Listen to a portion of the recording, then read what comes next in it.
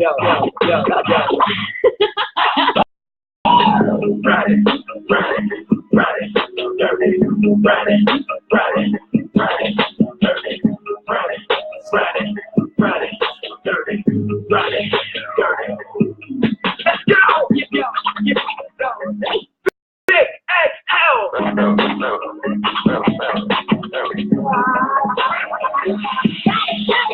And just like that, once again, it's on.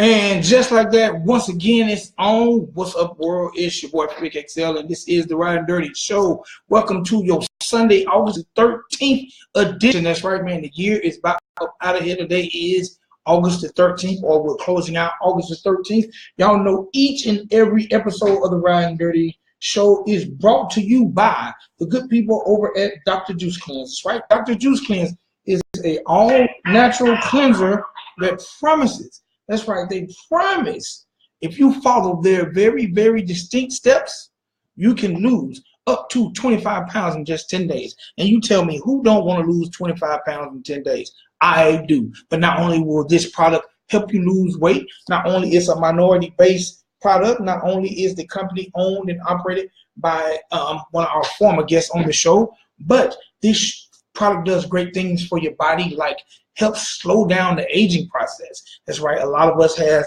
a lot of wrinkles in our face. You know, a lot of us, they're good black don't crack. But a lot of us, it helps slow down the aging process. It'll help provide stress relief. It will help remove a lot of mucus and toxins out your body.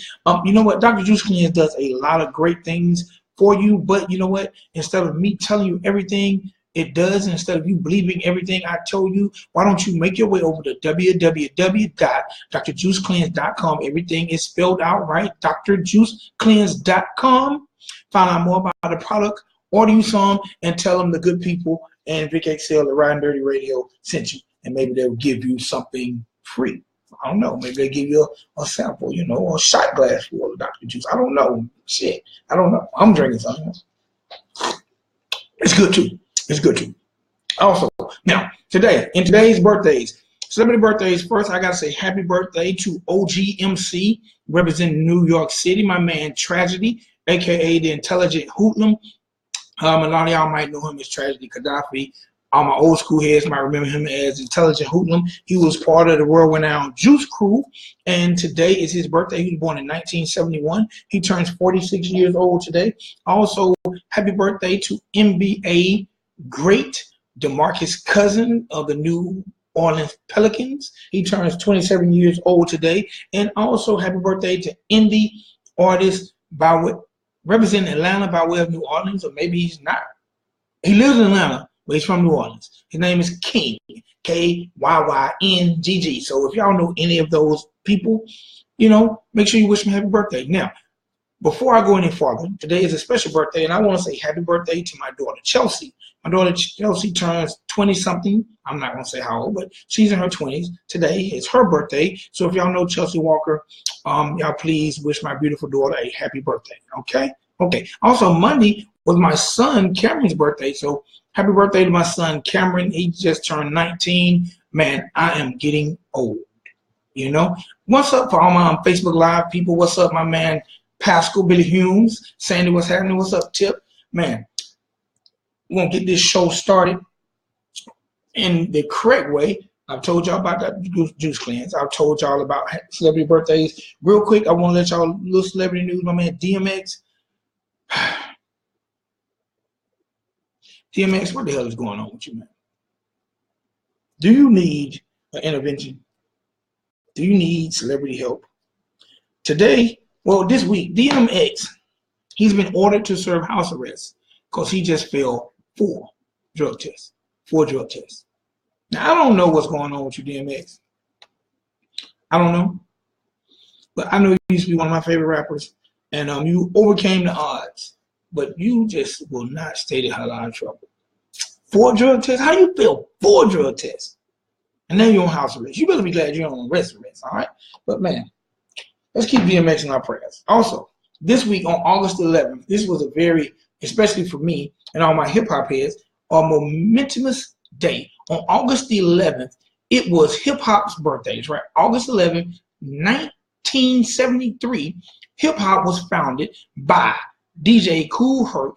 It was a back to school party for his sister in the Bronx. That is credited as the birthday of hip hop. So I want to say happy birthday, happy belated birthday to hip hop. Celebrated its 44th birthday on August the 11th.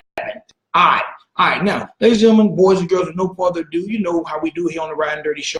This show is about the movers and shakers and the people that are cultivating our culture. Y'all know I love it when the ladies check in, when the ladies are doing positive things. So tonight on the line, I have life coach, Miss Ebony Evaughn. How you doing, ma'am? Hey everybody. Hey, Ridin Durty Radio. How are you doing on this fine Sunday evening? I am doing wonderful. Okay, let's start everything off. First of all, I gotta say I love the name Evaughn. My mother's name is Evaughn, so it's one of my favorite names in the name vocabulary. So I love that name. Let everybody know where Ebony Evaughn is from. Well, you know, I tell people I'm from a little bit of everywhere, and that's because I'm a military brat. So whenever I live in the South now, I actually live in Little Rock, and it's weird when I'm here because when people ask me where I'm from, I'm like, I don't know. And you know, when you're in the South, most people, they were born in one place and they've been there forever. Maybe they moved from a small town to a big city. So when I tell people I'm a military brat, they look at me kind of crazy.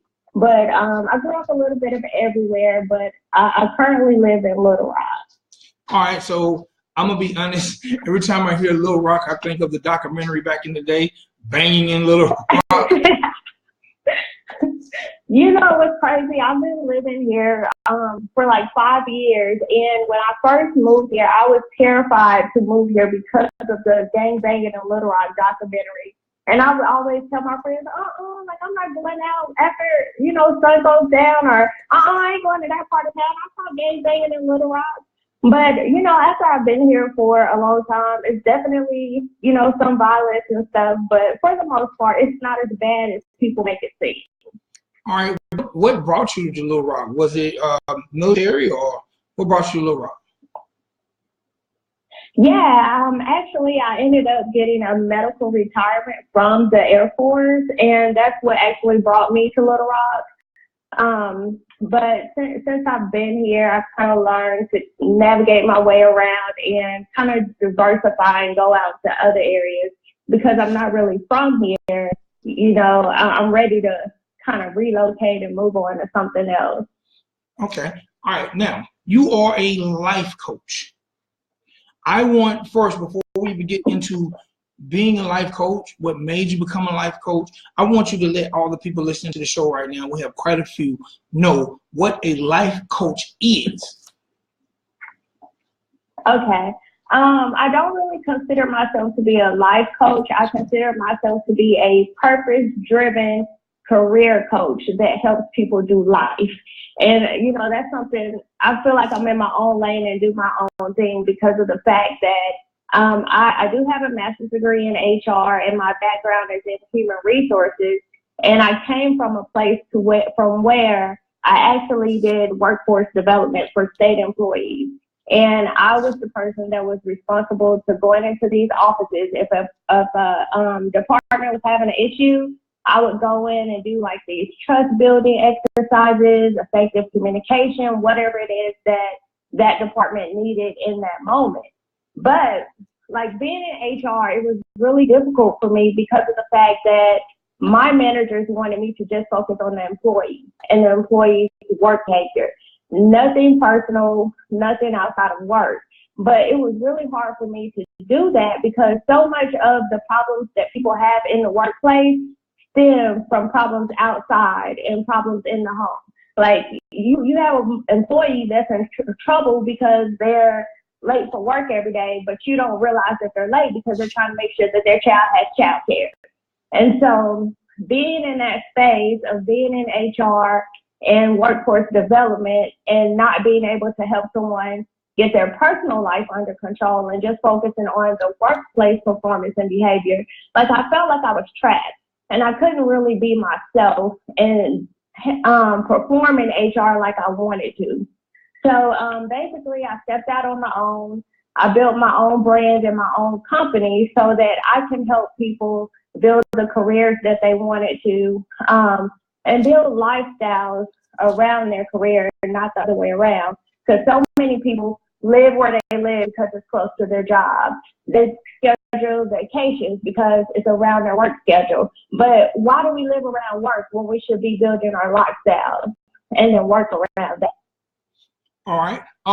In working in corporate America, helping companies with HR and realizing some of the things, you know, that you realize, do you feel like some companies don't really care about like having personal relationships with the employees, or don't care about what might maybe ailing employees, what causes these problems?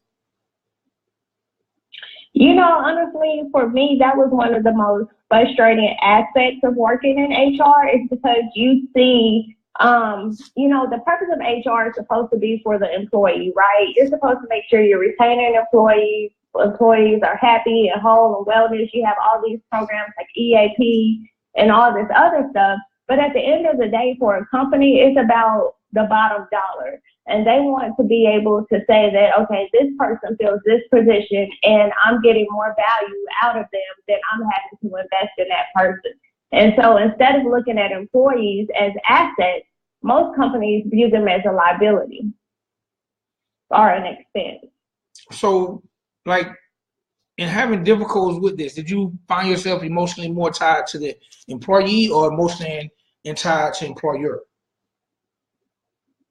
Definitely to the employee. Like I said, I came from workforce development, where I was there with the employee and I would hear their stories, you know, and I got to know them on a personal level instead of just, okay, this is an employee and they're having an issue with trust or they're having an issue with their performance.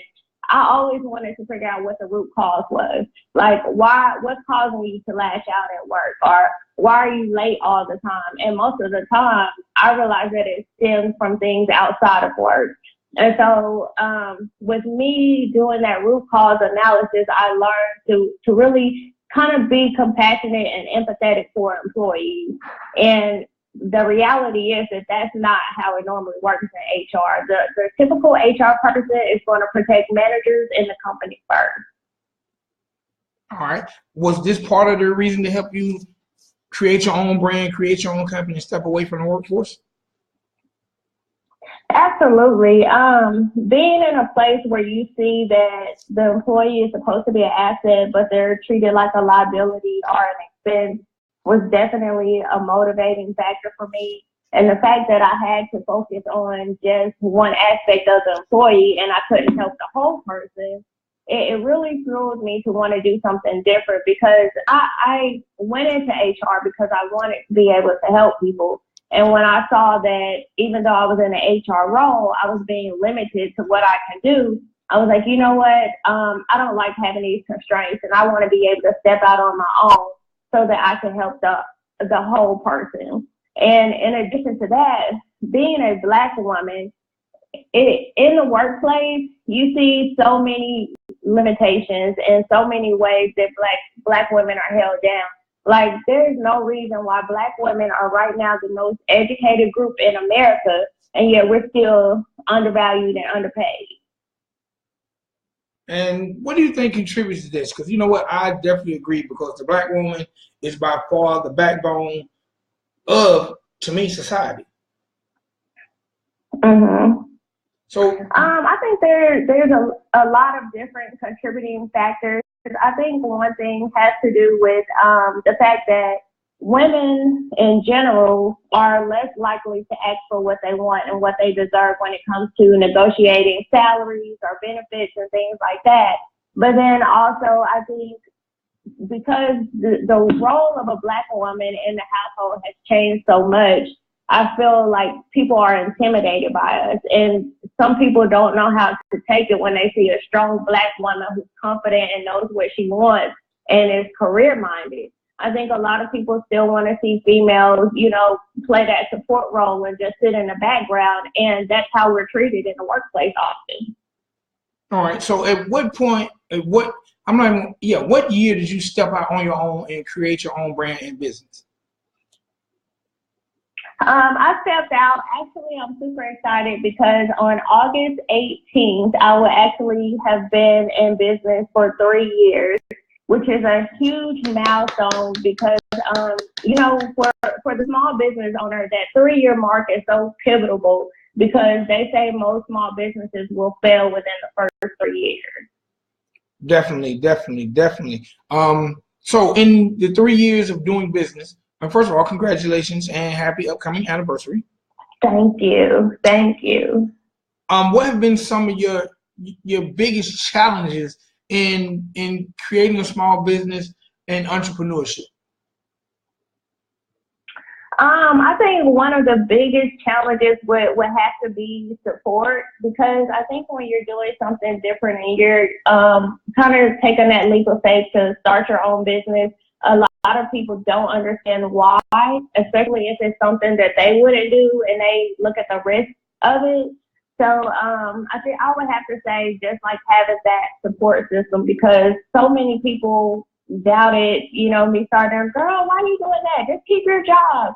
And what if it doesn't work out? Or, you know, it was just so many questions and so many just thoughts planted that it wasn't going to be possible and that I wasn't going to be able to do it. And so I really had to learn to surround myself with other like-minded people that were either starting their own businesses or had businesses, and really just leaned on them for support. But starting out, it was definitely hard, and without having that support system, you know, I did question and doubt myself, like, okay, is this something that I could do or not?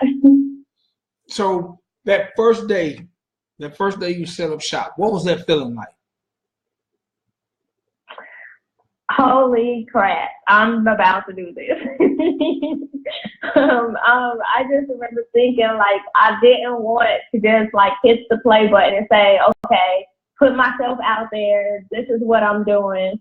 But it was terrifying, but also liberating at the same time, because I knew by me stepping out on faith and starting my own business, like I was taking the cap off of my salary. Like I could make as much money as I wanted to make. No one could tell me that, okay, I have to trade these hours for this amount of money. This is what I think you're worth. This is what you're going to get paid. And so I think that was probably a liberating moment, but terrifying at the same time.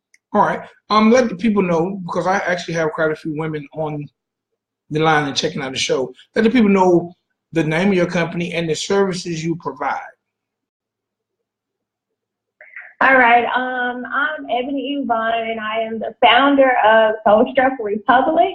You can find me anywhere in the world as long as you have the web at soulstruckrep.com, soulstruckrep.com.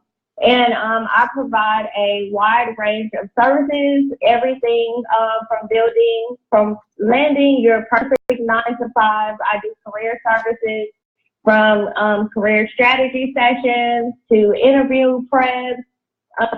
If you're interested in leaving the workplace and being your own boss, I help you discover exactly what you should be building a business in. I know a lot of people will tell you that you should follow the money, and that is the biggest mistake you can make.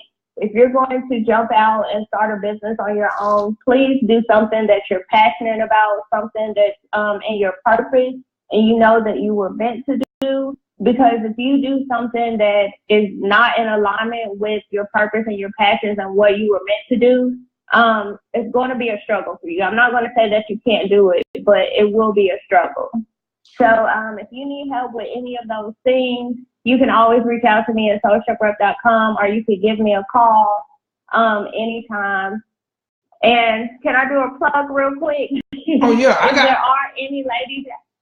Okay, if there are any ladies out there that are interested in thinking about starting your own business or even a side hustle, I am having a free training on Thursday this week, August 17th at 6 p.m. You can register for that by going to webinar.soulstruckrep.com/purpose into profit. And you can register for the webinar and you'll get all the access details. This webinar is perfect if you're thinking about starting your own business. I'll be giving you 10 different income streams that you can use, as well as the 5 steps that you need to follow to turn your purpose or passion into a profitable business. All right, let's rewind. All right, the name Soul Struck, because that's a very, that name catches me. What made you choose that name along with what you do? You know, because you're really helping women. Because I definitely feel minority women are definitely underpaid and underappreciated in the workforce. You stepped out on your own, and you're actually creating opportunities and giving back to the women. So first, why the name? And second, other than being a woman, why cater to? First, the name Soul Struck is really interesting because I was actually vacationing in the Czech Republic. I went on a trip. I went to Prague and Kalabari, and I was actually at the Fountain of Youth, and I was talking to a random stranger, and the water there is totally nasty at the Fountain of Youth, but that's totally irrelevant. But you know, he was talking about how, like, well, if I have to drink this water to be love struck, I'll just do it the old fashioned way. And I just remember saying something to him like, well, I'd rather be soul struck anyways. I'd rather be soul struck than love struck. And the soul struck term just really stuck with me. And it just so happened that I was in the Czech Republic. And so I was thinking, you know what, it would be awesome if I had my own little republic, my own community of like-minded people, and like we could just do life together. And so I put Soul Struck and Republic together, and there you have it. And so once I decided that I wanted to have my own community, I really wanted to just have a niche to focus on helping Black women because, number one, I am a Black woman, and I think we have certain experiences in life that other people don't understand. And so it's nice to have that sense of community where you have people that know exactly what you do within the workplace or exactly what you deal with trying to build your own business and things of that nature. And I always tell people, even though Soul Struck is a brand that's catered towards women of color, Black women specifically, like it's like secret, you know, we're strong enough for a man too. We help everybody, and we do have some men in our community as well as people that are not African American. All right, that first year, what was the first year like doing business? The first year was a struggle. I'm not even going to lie to y'all. I was on a struggle bus. I doubted myself a lot. I think I made a total of $56 my first year. Of course, I was only in business for 4 months, but I remember I made my first sale. I sold an ebook back then, and it was $7, and I made my first sale like a month into business. And I was like, okay, like, Ebony, $7 is not gonna pay these bills. We got real bills, real premiums that need to be paid. So I ended up making a decision that I was going to have to invest in myself to get help and support that I needed to really be able to build my business the way that I wanted to. So after the first year, making pretty much no money, I hired a coach. I hired a business coach and a mentor, and really had them walk me through different avenues of establishing a business, building a network of other entrepreneurs and business owners that I could rely on, and just taking it one step at a time. I think when I first started, I tried to do too many things at one time. I was doing the ebook thing, I was doing the blogging, I was doing coaching and consulting and speaking. And when you're trying to focus on so many things at one time, nothing really sticks. So I had to narrow it down, and I said, okay, what one thing can I focus on now? One thing that I know that I could do really, really well. So I decided to just cut everything off and just do coaching. And I just started coaching until I got to the point where I'm like, okay, I have coaching clients on a consistent basis. Now that I have a stream of income, good, what can I do next? And then from there, I started doing speaking gigs. And then once I got consistent with those, then it's like, okay, what else can I do? And then I added online courses, and now I'm offering 10 different courses online. All right. Tell the people, you mentioned your seminar, but you also do a Periscope weekly, correct? Yes, I am live streaming every Tuesday at 8 p.m. I do live streams about everything from, being in the workplace, how to get raises, also building your business, reasons why women don't start businesses. I do tools and resources you need. Pretty much anything that caters to that 9-to-5 life or being a weekend hustler or entrepreneur. I cover it all. All right. At this point, because I asked you what was the biggest challenge. All right. Successfully operating your business on your own for 3 years. What has been your highest high? What has been your highest high at this point? I would say like my highest high would have to be just knowing that I can make money while I'm asleep. And waking up to notifications that someone's registered for an online course, and things of that nature. I think it's good to know that you don't have to trade your time for dollars all the time. And when we go to the workplace, and there's nothing wrong with going to a 9-to-5 job, but most of the time we're trading our time for dollars. And for most of us, the majority of us, let's keep it funky, we go to jobs that we don't even like anyway. So why are you trading your time for dollars at a place that you don't want to be at anyway? If you're going to have a 9-to-5, make sure it's something that you want to do and not something that you're doing because you feel like you have to or need to. Okay. All right. Got 3 minutes. So let's close this thing out the right way and the strong way by letting the people know again about your weekly Periscope, your webinar that's coming up, and about your website and what they need to do if they want to start getting some career mapping. All right, so I actually have a free career map on my website. You can go to careermap.socialgrep.com and get a career map that will allow you to chart out landing your dream job from wherever you are right now in this moment. It allows you to reverse engineer from where you are to landing the job of your dream.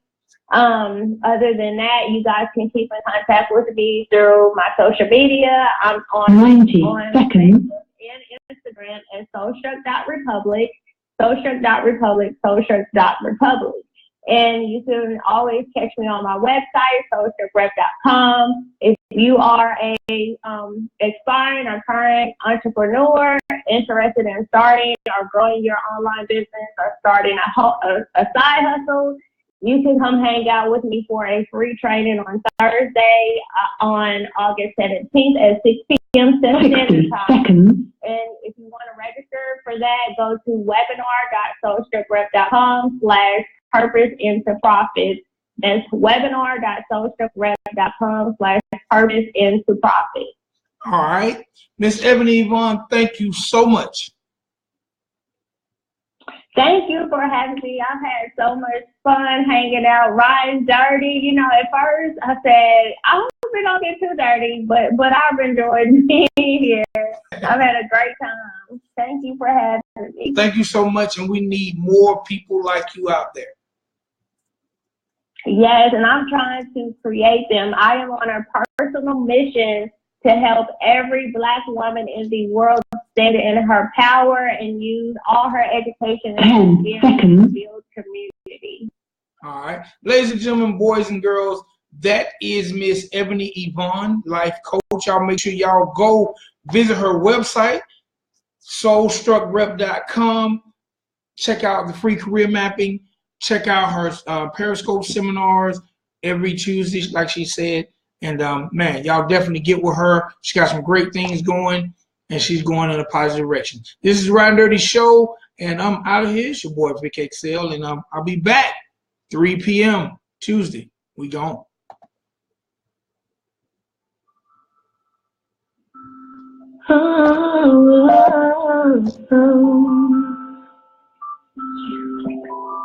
It's getting close to midnight, and I'm getting high with you. There's been so much on my mind. I know nobody needs to feel like you do.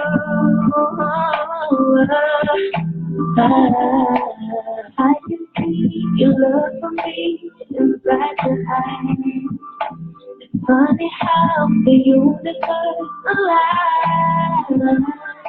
Can't see the breeze without you, and I don't know why. Gotta be inside. Yeah, if I love was a movie, there'd be no sequel. Real hard act to follow, I'm getting a little imbalanced. I was inside this bottle, I swallow another shot. It spills some right down my shirt, and watch the eyes caress my body. All right, y'all. Finished work of art. I gotta get up out of here. Spill the guts on the counter, we I rolling. want to close the show by saying, first foremost, happy birthday to my daughter Chelsea. Happy belated birthday to my son Cameron. Y'all make sure y'all follow me on Instagram and Twitter at Ridin Durty Radio, RIDINDURTY RADIO. Y'all make sure y'all go to the Facebook page, Ridin Durty Radio, and hit that like button. Okay? Now, this is what I really need y'all to do. I need y'all to go to YouTube and subscribe. That's right. Rate, comment, and subscribe. Ridin Durty TV. Then go to SoundCloud. Go to Mixcloud and do the same thing. Ridin Durty Radio.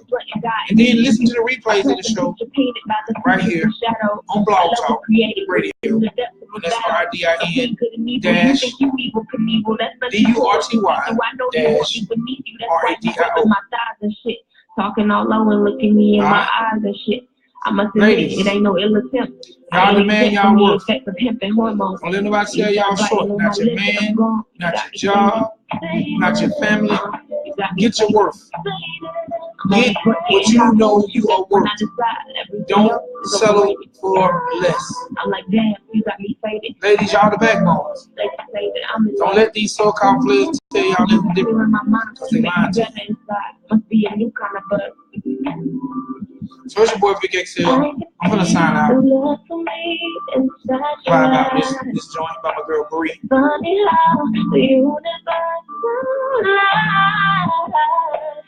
One time for extra. I'm gonna check in. I don't know why. It's gotta be a sign. It's gotta be a sign. One time my man Nick's God, I'm gonna check in. Make sure y'all check out his EP. One time for my mom, Sandy, all the usual suspects. Elvira, I am Mexico.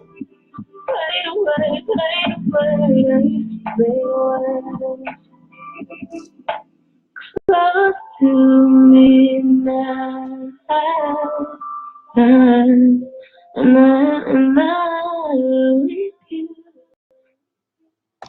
I'm out of here, y'all. I will see y'all in a few. Peace.